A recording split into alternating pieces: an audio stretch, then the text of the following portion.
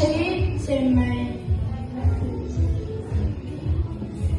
Bazen sessizce gitmeyi. Bazen sessiz gelmeyi. Sevilmeyi, gülmeyi. Böyüşleri hürmet.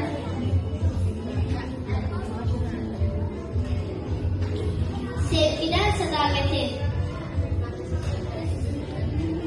Herkesin mahabbeti.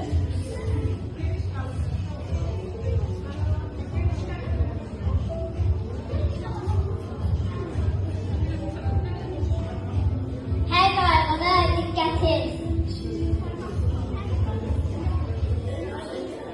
Hem feyli hem şerri. Yol gösteren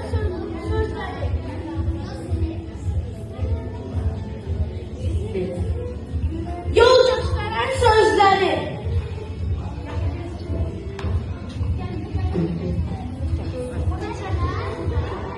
Sahipsizlere sahiplenmeyi.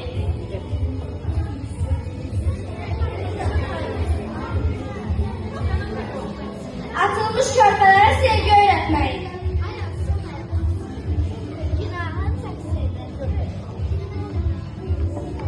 Günahın teksini. Yüreğimin naresini. Ahlımızın sesini. Endişe dinlemeyi. En çetin anımızda. Sözlerin yadımızda. Bizim öz dünyamızda. Bir müəllim olmadı. Öğrettin bize müəllim.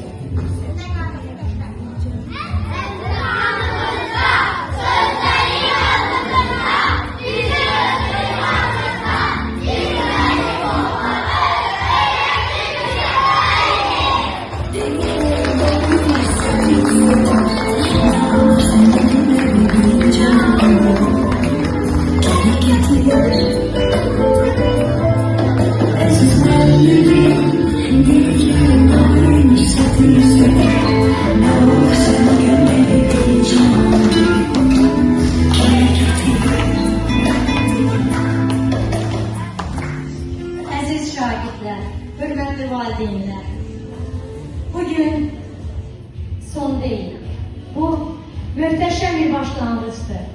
Aziz şagirdlerim, sizin gözünüze bakanda sanki ilk mektebe geldiğiniz günü hatırlayın.